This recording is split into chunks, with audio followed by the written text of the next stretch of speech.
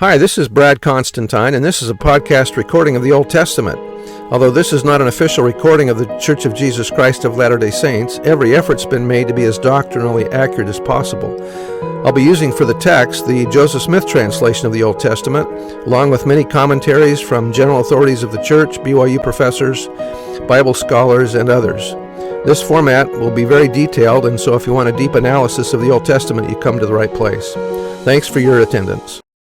Hi, and welcome back to the Old Testament podcast. This will be for Leviticus chapter 13. I'm going to read you a little bit of narrative first out of the Interpreter's Bible and the Institute Manual. The Hebrew word tzara, which is translated into the English words leper and leprosy, means to smite heavily, to strike, because a leprous person was thought to have been smitten or scourged of God. Although it included modern leprosy, Hansen's disease, leprosy also seems to have designated a wide range of diseases and even such physical decay as mildew or dry rot. The common characteristic seems to be decay and putrefaction, and thus leprosy became a type or a symbol of sin or the sinful man. Classical leprosy was a dreadful disease that required exile from society and isolation. When a man has the mark of leprosy, he must go about like a mourner, i.e., he must tear his clothes, leave his hair unkempt, and cover his mustache, and he must be segregated from ordinary human society. The disease popularly known as leprosy may have two forms known respectively as tubercular and anesthetic. The tubercular form manifests itself first by reddish patches in which dark tubercles are later found. As the disease develops, there occurs a swelling and distortion of the face and limbs. Anesthetic leprosy affects primarily the nerve trunks, particularly of the extremities. They become numb and ultimately lose their vitality. We may ask whether the various forms of leprosy are covered and intended in this chapter of Leviticus. A certain answer cannot be offered. A modern doctor would not diagnose leprosy on the symptoms given here. It seems probable that many skin diseases, some of them of relatively little importance, were called leprosy. It may be argued on the other side that we are here given only the very earliest symptoms for which the priest must be on the alert, and further that since leprosy in our sense was almost certainly known in Palestine in biblical times and was preeminently a disease that would render a man unclean, it must have been meant here, though other skin diseases are also included under the same name. Certainly, the priests were using sound scientific measures in isolating adults who developed chronic skin diseases that might be transmitted to others. Isolation was the very best method for prevention of the spread of contagion. Furthermore, it is clear that if the individual recovered later, and thus had had some mild recoverable skin disease, then he could be declared cured, and in due time could return to his family and friends. Verse 1, And the Lord spake unto Moses and Aaron, saying, When a man shall have in the skin of his flesh a rising or swelling, a scab or bright spot, and it be in the skin of his flesh like the plague of leprosy, then he shall be brought unto Aaron the priest, or unto one of his sons the priests. And the priest shall look on the plague in the skin of the flesh, and when the hair in the plague is turned white, and the plague in sight be deeper than the skin of his flesh, it is a plague of leprosy, and the priest shall look on him and pronounce him unclean. If the bright spot be white in the skin of his flesh, and in sight be not deeper than the skin, and the hair thereof be not turned white, then the priest shall shut up or shall quarantine him that hath the plague 7 days. And the priest shall look on him the 7th day, and behold, if the plague is in his sight, be at a stay, if the disease has stopped spreading, and the plague spread not in the skin, then the priest shall shut him up 7 days more. And the priest shall look on him again the 7th day, and behold, if the plague be somewhat dark, and the plague spread not in the skin, the priest shall pronounce him clean. It is but a scab, and he shall wash his clothes and be clean. But if the scab spread much abroad in the skin, after that he hath been seen of the priest for his cleansing, he shall be seen of the priest again. And if the priest see that, behold, the scab spreadeth in the skin, then the priest shall pronounce him unclean. It is a leprosy. When the plague of leprosy is in a man, then he shall be brought unto the priest. And the priest shall see him, and behold, if the rising be white in the skin, and it be turned the hair white, and there be quick raw flesh in the rising, it is an old leprosy in the skin of his flesh, and the priest shall pronounce him unclean, and shall not shut him up, for he is unclean. And if a leprosy break out abroad in the skin, and the leprosy cover all the skin of him that hath the plague from his head even to his foot, wheresoever the priest looketh, then the priest shall consider or look, and behold, if the leprosy have covered all his flesh, he shall pronounce him clean that hath the plague. It is all turned white, he is clean. But when raw flesh appeareth in him, he shall be unclean. And the priest shall see the raw flesh, and pronounce him to be unclean. For the raw flesh is unclean, it is a leprosy. Or if the raw flesh turn again, and be changed unto white, he shall come unto the priest, and the priest shall see him. And behold, if the plague be turned into white, then the priest shall pronounce him clean that hath the plague, he is clean. When the 10 lepers were healed by Jesus, they appeared before the priest to be pronounced clean. The flesh also, in which even in the skin thereof was a boil, and is healed, and the plague, and in the place of the boil there be a white rising, or a bright spot, white and somewhat reddish, and it be showed to the priest. And if when the priest seeth it, behold, it be in sight lower than the skin. In the Hebrew it appears is of a depression of the skin, and the hair thereof be turned white, the priest shall pronounce him unclean. It is a plague of leprosy broken out of the boil.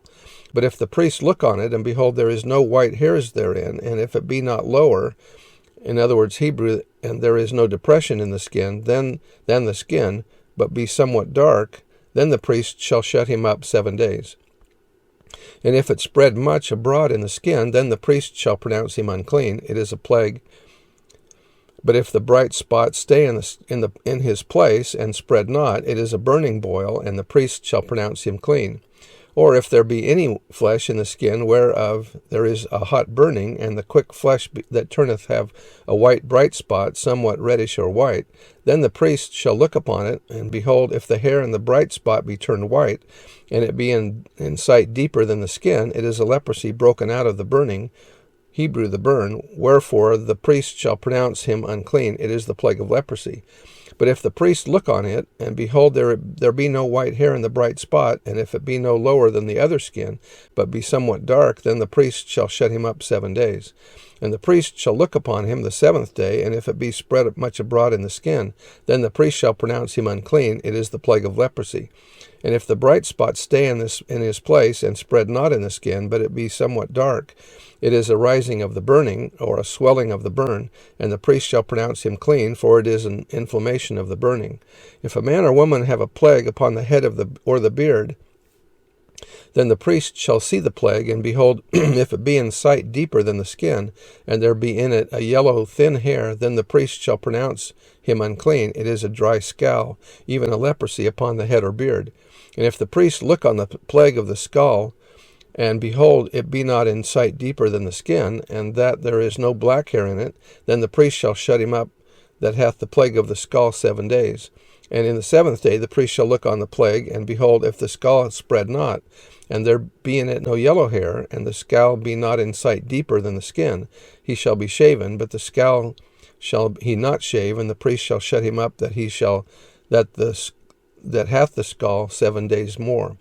And in the 7th day the priest shall look on the skull, and behold, if the skull be not spread in the skin, nor be in sight deeper than the skin, then the priest shall pronounce him clean, and he shall wash his clothes, and be clean.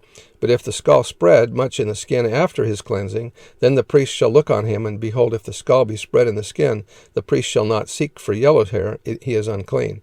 But if the skull be in his sight at a stay, i.e., if in his observation the symptom remains as it was, and that there is black hair grown up therein, the skull is healed, he is clean, and the priest shall pronounce him clean. If a man also or a woman have in the skin of their flesh bright spots, even white bright spots, then the priest shall look, and behold, if the bright spots in the skin of their flesh be darkish white, it is a freckled spot. White, Hebrew white, that groweth in the skin, he is clean. And the man whose hair is fallen off his head, he is bald, yet he is clean. And he that hath his hair fallen off from the part of his head toward his face, he is forehead bald, yet he is clean. And if there be in the bald head or bald forehead a white reddish sore, it is a leprosy sprung up in his bald head or his bald forehead. Then the priest shall look upon it, and behold, if the rising of the sore be white reddish in his bald head, or in his bald forehead, as the leprosy appeareth in the skin of the flesh, he is a leprous man, he is unclean. The priest shall pronounce him utterly unclean. His plague is in his head. And the leper in whom the plague is, his clothes shall be rent, and his head bare, and he shall put a covering upon his upper lip. Hebrew, he shall cover his mouth, and shall cry, Unclean, unclean. All the days wherein the plague shall be in him, he shall be defiled, he is unclean. He shall dwell alone, without the camp shall his habitation be.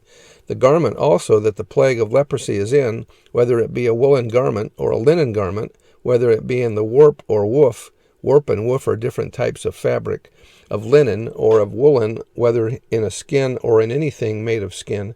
And if the plague be greenish or reddish in the garment or in the skin, either in the warp or in the woof or in anything of skin, it is a plague of leprosy, and shall be showed unto the priest. And the priest shall look upon the plague, and shut up it that hath the plague 7 days. And he shall look on the plague on the 7th day. If the plague be spread in the garment, either in the warp or in the woof or in the skin, or in any manner, or in any work that is made of skin, the plague is a fretting leprosy, Hebrew, malignant leprosy, it is unclean.